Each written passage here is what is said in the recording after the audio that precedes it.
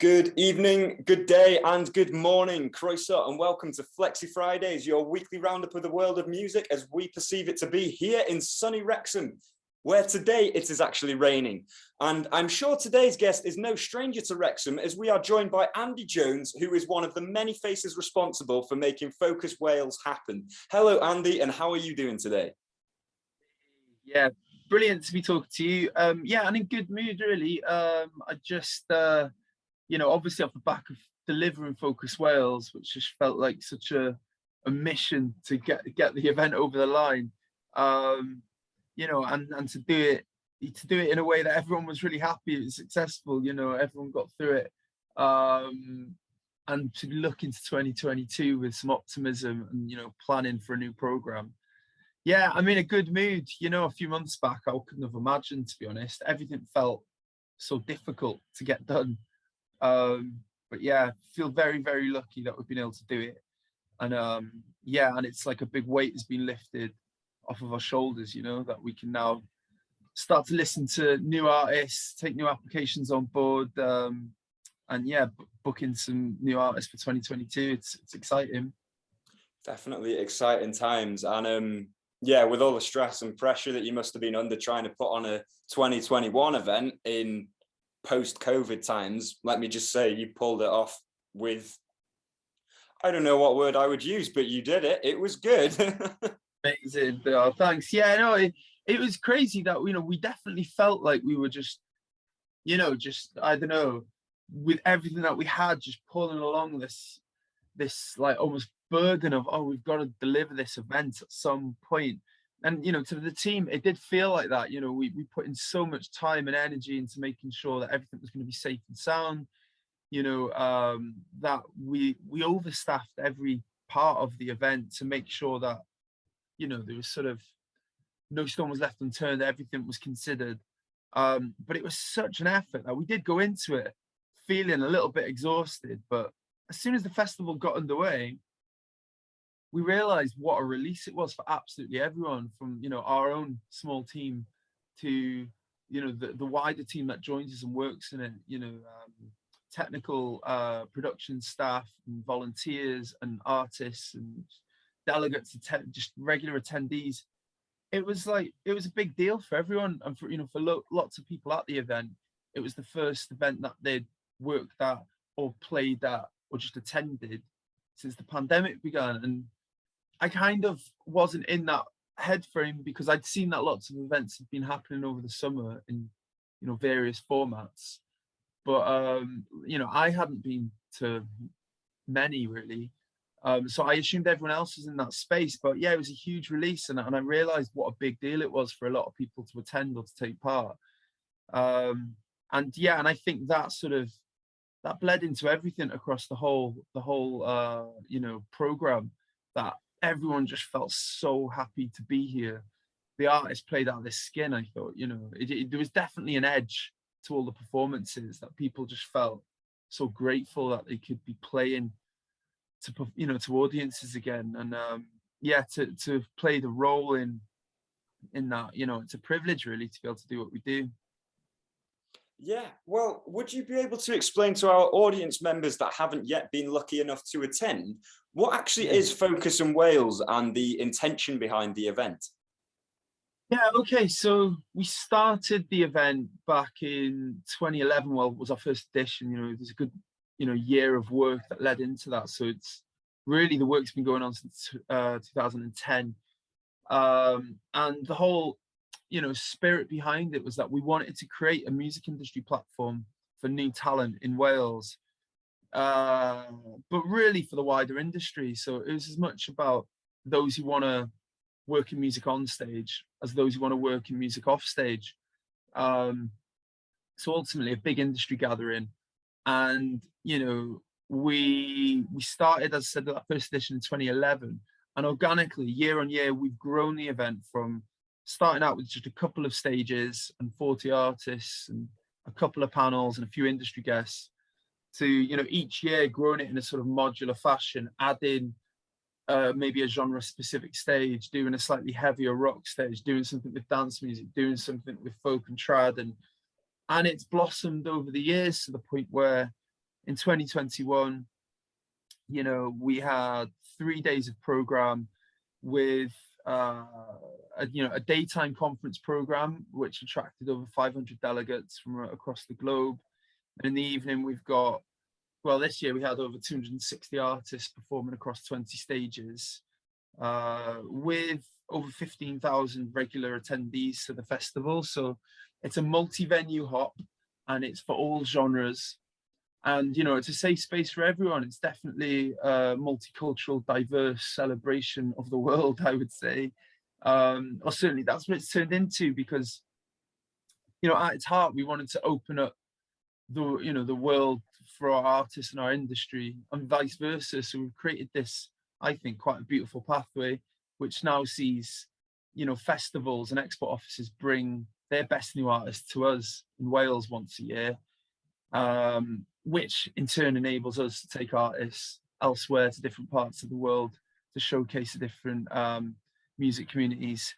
So yeah, there isn't many events like Focus Wales really in the UK. There are a handful of initiatives in other countries within the UK, but certainly there's nothing quite like it in Wales. And, you know, we're very proud of that fact that, you know, we are offering something that emphasizes new talent.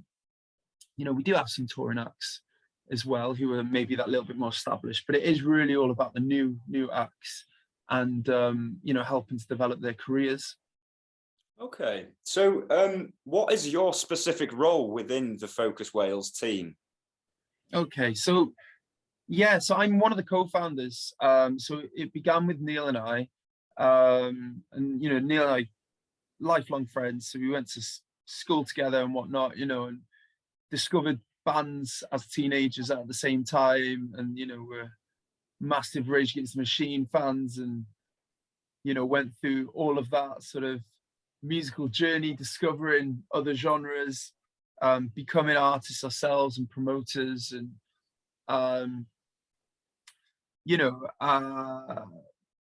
so like, we developed Focus Wales from a really organic place of, we just need to make this happen. And it just so, you know, fell the way that I became the booker. And I think looking back now, it's possibly because Neil also programs another festival, which happens near to Wrexham, called the Llangollen Fringe. And there was an element of, we needed to divide up the roles at that point. And I was really interested in programming.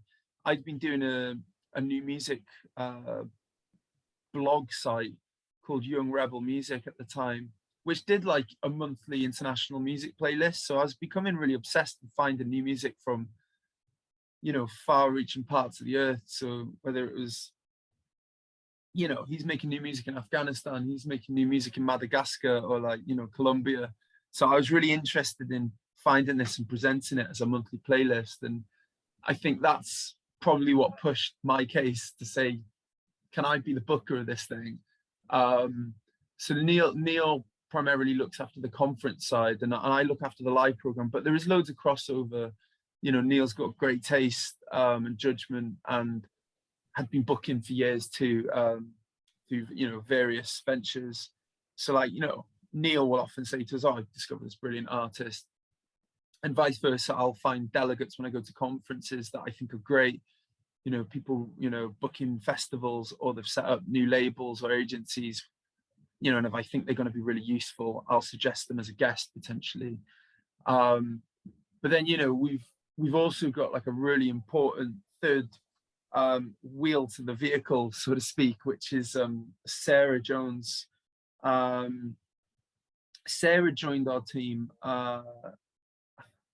about 7 years ago, I think it was now. So she's been part of the journey for a good while, and Sarah's our program manager, which ultimately means that she delivers the festival, whereas like Neil and I are doing a lot of the prep work, you know, year round. And Sarah's working on this with us, but when the festival itself comes around, she's overseeing everything. She's making sure that all the show managers and all the venues work together and deliver the festival to the standards that we want. So she's like, you know, really, really important part of the team. we also have Natalie Jones on board now as well. So Natalie's working with us on a sort of part-time basis, although she's doing a fair bit with us at the minute through our Out of Focus winter series of events that we're doing.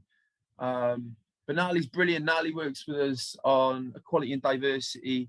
So, you know, just working with us to ensure that all the projects that we do, all the messaging that goes out is as inclusive as it can be, that sends the message to everybody that our event is for everyone. And it's something that, you know, we've not always been great at, and perhaps we've been clumsy, you know, in moments over the last 10 years. And because it's a learning journey, this whole music industry. And, you know, I mean, I certainly speak from my experience. You know, I'm a white man, and, you know, I see the world through my lens. So it's important, I think, that we have a team of lived experience that can ensure that all the messaging that goes out just hammers home to people that this is for you, this is a safe space. You know, we want to represent everything that's going on in Wales. So Natalie's, as I said, really important part of the team in this respect, because she's, you know, she works with us on all of those areas. Nice. Well, I'm personally am very intrigued by the events industry and hope to be running some events of my own very soon. So could you share with myself and any aspiring event organizers that may be in the audience, what are some of the obstacles that you must overcome to make an event like Focus Wales happen? Oh, there are so many. Money was like on my mind there. I mean, I think understanding the economics of putting on a show is really important from the get-go, to ensure that, you know, if you don't have your own venue and you're going to work with venues, understanding the flow of things, you know, the price of all the detailed bits of putting on a show. So, you know, how much are you paying towards PRS for a PRS license? How much security? If you're completely manning the event yourself, how much? You know, how many bar staff do you need, and you know, how much are they? You know, how much does it cost to staff a bar? All of these details. So often when I speak to aspiring event organizers, they're never considering. They're just thinking about PA and lights and artists, and you know, they'll cut corners and find creative ways to staff it, maybe, or they'll do it all themselves. But all of those things are really, really important. So ultimately, to put on a safe event, yeah, you know, you've got to consider all of those things. So you need an experienced show rep, you need security. You know, so like I think fully understanding the economics of a show is really important.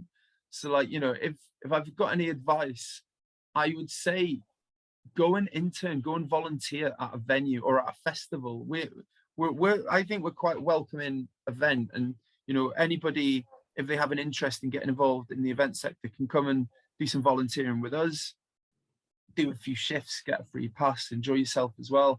But hopefully you absorb and gain a better understanding of all the details and all the significant bits that go into being able to deliver an event safely. But I would definitely say that, you know, ask questions. When we began doing what we were doing, we were coming from a place of having been promoters and touring artists for over 10 years already. So we were bringing that experience to it. So we knew as artists how we felt artists wanted to be treated, production standards, and you know, everything that would be required really in terms of advancing the shows and the information that you give people in advance, how you promote it. But from the promoter's side, you know, we understood how important managing the relationships is when it comes to venues, when it comes to artists, agents, managers, all of those things. So I think, you know, taking the opportunity to go and maybe just like shadow a show rep at a venue, and you know, see how that, you know, how a show actually functions would do people no harm. Get that real world experience of delivering events. And I know it's always contentious, so you know, whether or not people want to give any of their time for free as they would deem it, you know, but we did loads of volunteering starting out because we wanted to learn, and it played a huge part in my journey into music. You know, being able to go on the road and just learn from other artists, or go to venues or go to festivals and just absorb how they're doing things. And in some cases, what you take from that is, I wouldn't do it like that. Or in some cases, like, oh, I would do it like that. That's a really good idea. And, you know, it's shifting sands. You know, the events industry constantly evolves, and we constantly learn about how to do things in a more efficient way, in a safer way, in a more open and inclusive way. So I'm sure we'll keep learning. But yeah, I think that's the thing. It's like, be brave enough to ask someone for some help, and, you know, as I say, go to the venue, go to that club night or to that festival, and ask if you can roll your sleeves up and get involved. And you know, I have no doubt that anyone who does that will, well, at least, you know, 99% of the time, you're going to find it a really rewarding experience, and hopefully something you take forward.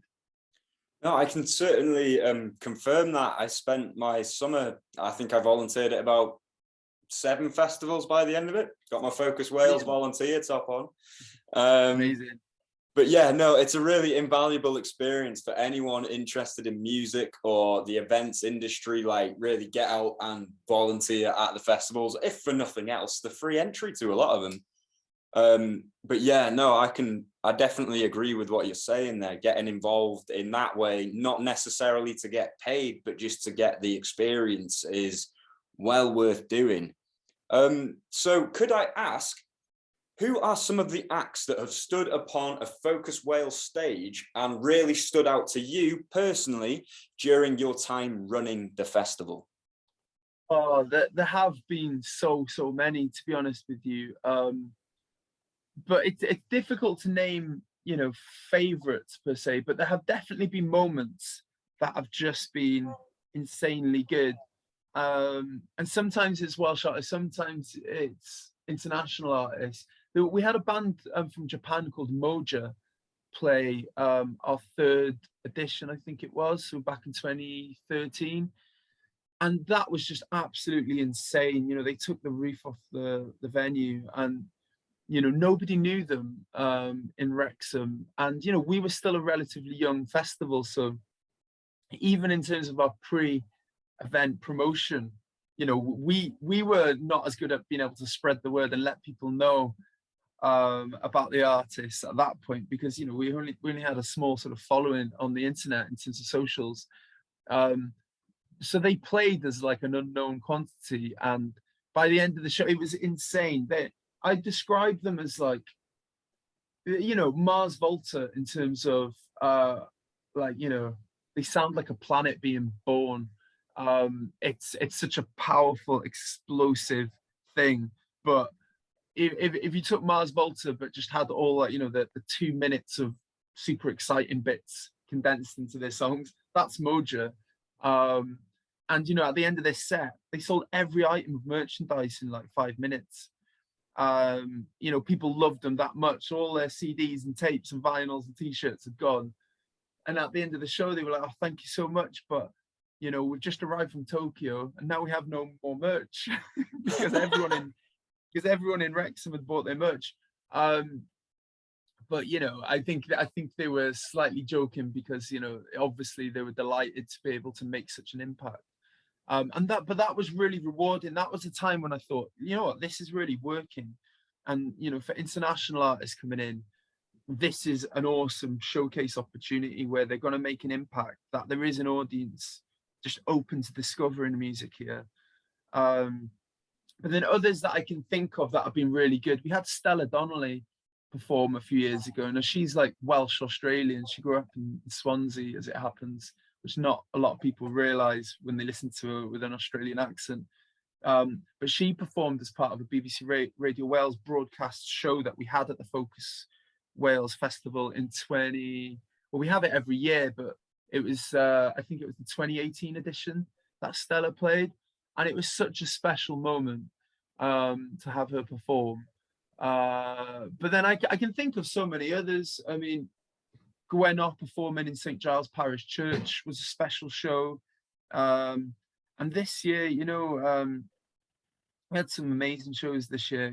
It really did feel like a special edition in that respect. Bob Villan absolutely smashing it at T-Power. Kelly Lee Owens headlining at Llwyn Isaf. You know, and then going on within a few weeks to win the Welsh Music Prize, and deservedly so. But yeah, Kelly Lee Owens was a special one because, you know, she's a North Walian girl playing electro music and alternative electro, but really smashing it globally. And, you know, I love Kelly, got so much time for her, you know, as a musician and everything she stands for off stage too, you know. She's all about the right stuff. And yeah, I couldn't have been more pleased really, because I stood there watching Kelly and I was surrounded by festival bookers from across the globe, and you know, they were all like doing backflips about how unbelievable her show was. And I was thinking, this is it. This is like, it's working, it's in action. They all want to book her. I'm sure those conversations got ongoing with Kelly's agent. And it's yeah, that was a real privilege. I mean, just to think that we can be that little, you know, cog in the machinery that helps an artist like that just go on that little bit further. I mean, Kelly's going to be a superstar, whatever, but like if we can play any small part, then, you know, it's just a privilege to be able to do that. Now, Andy, we are heading into the last week before Christmas, so there is definitely not long to go now. How have you been getting into the festive feels lately, Andy?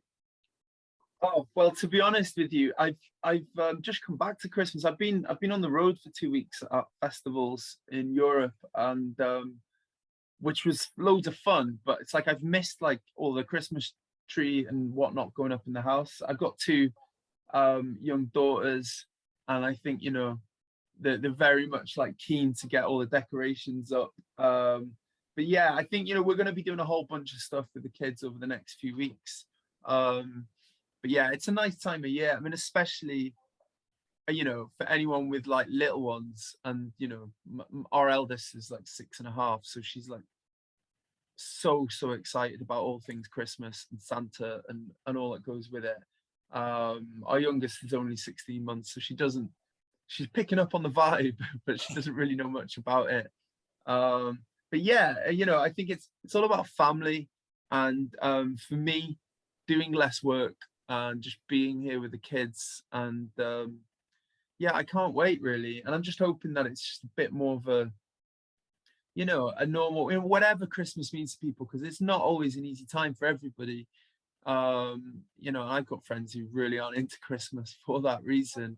But you know, hopefully it's an opportunity for everyone to take the foot off the gas, and it's a bit more of a normal festive season for people this year. You know, last year was like full of anxiety and, you know, not knowing whether or not you could go and visit family without making them poorly and all of those types of things. So I'm hoping there's a bit more opportunity for people just to be able to relax. And you know, that's definitely the plan in this house, I tell you. Yeah, oh, sounds like a good time. And yeah, I think everyone can look forward to a more relaxed Christmas than we had last year. You know, hopefully socialize with a few faces that you weren't allowed to see last year. So yeah, it's nice to be back in that season. Go to the pub, isn't it? Yeah, definitely. You know, and beyond even just going to see your family, just being able to go to the pub and not have an anxious pint. But yeah, fingers crossed. It's like, you know, following the news can be I don't know, it can be stressful, not knowing whether or not it's going to be progress or like regression day to day. But yeah, let's just have a few weeks, isn't it, at least, where everyone can enjoy the season. Yeah. No. So back on the topic of Focus Wales, am I correct in understanding that Focus Wales 2021 marked a decade since the event first began? Yeah, so it was technically our 10th edition. We did do a digital edition, so to speak, in 2020, but it was our 10th physical edition in 2021. So it was a strange one. It was something that we didn't really celebrate in the way that we would have perhaps more normally had we been able to go ahead in 2020 with the event. But yeah, you know, it is something that we should celebrate, and we might actually meet up as a team and have a beer at some point soon, you know, to mark that.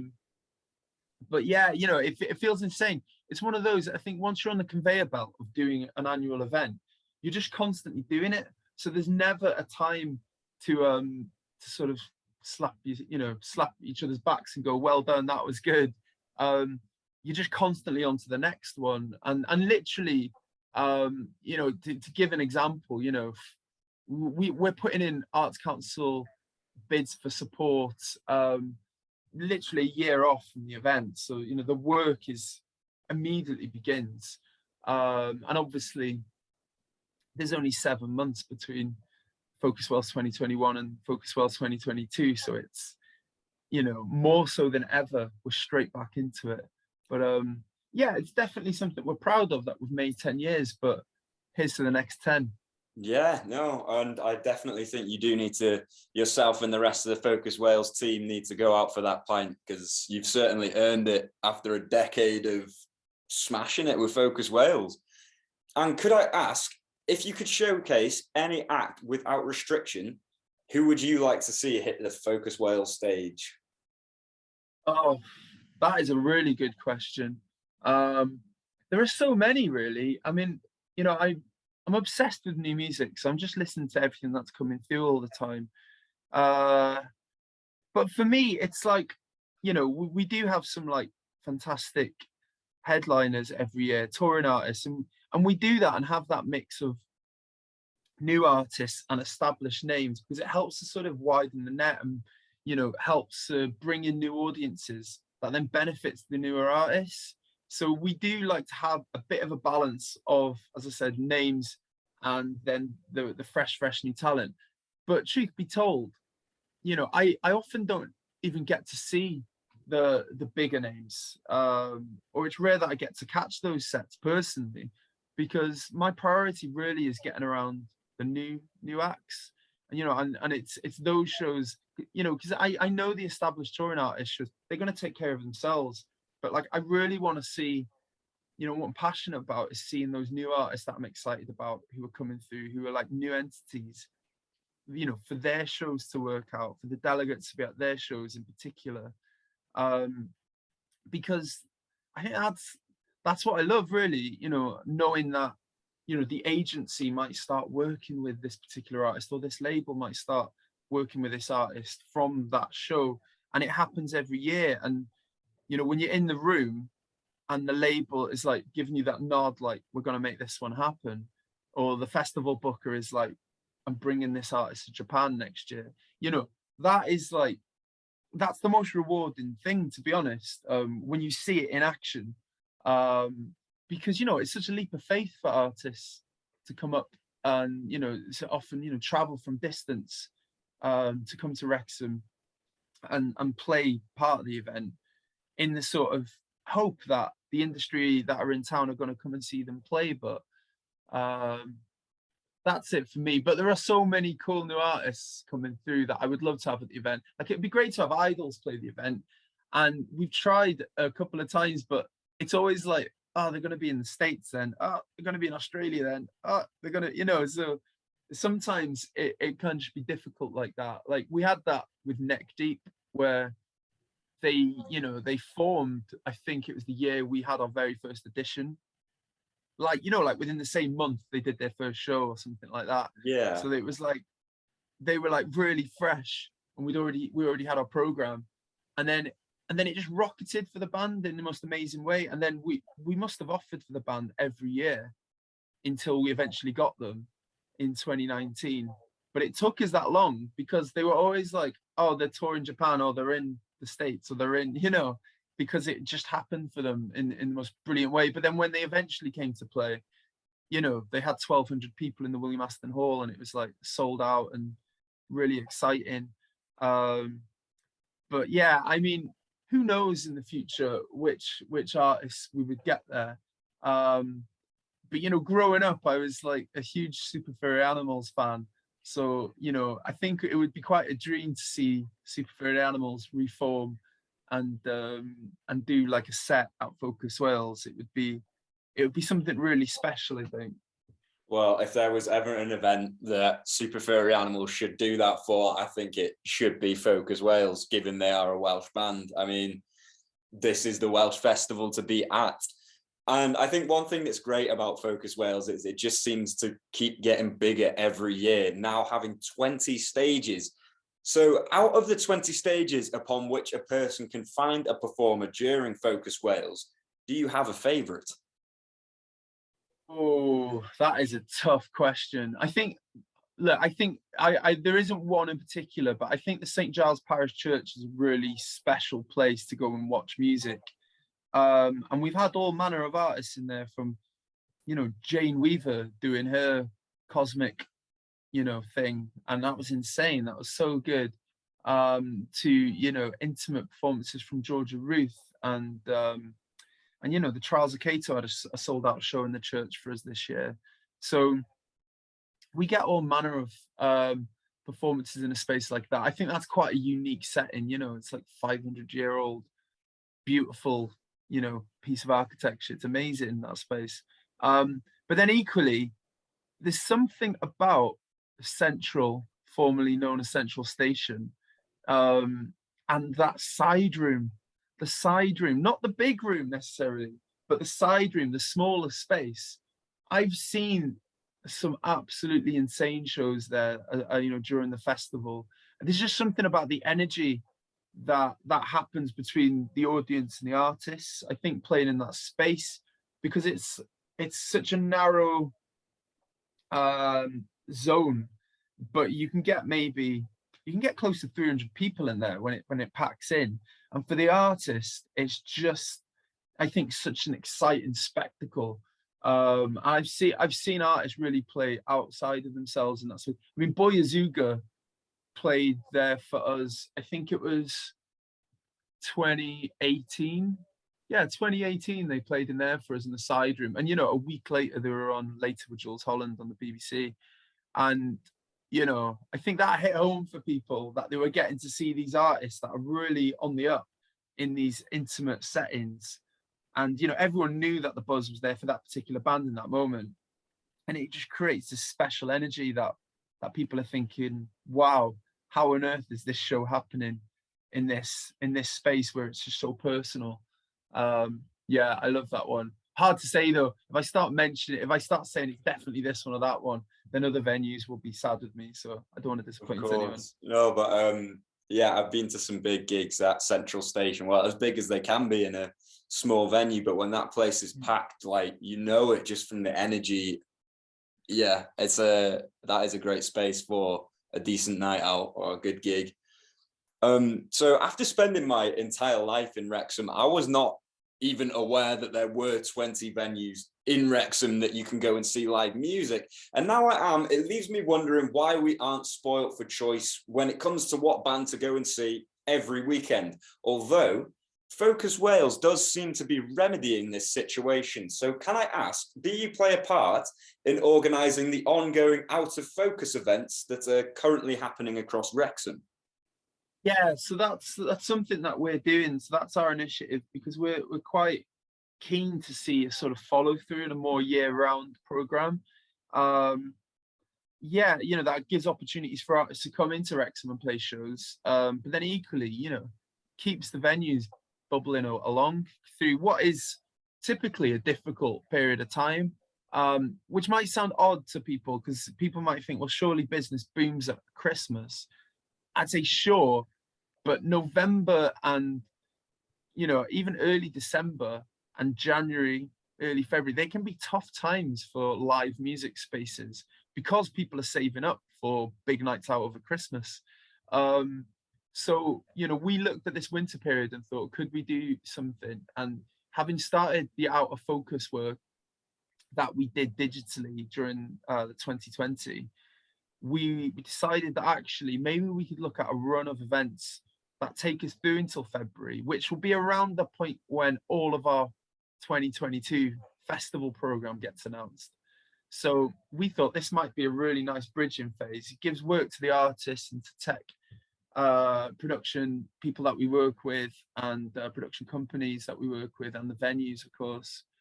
So yeah, it's started out really great, and we've had, you know, packed rooms so far.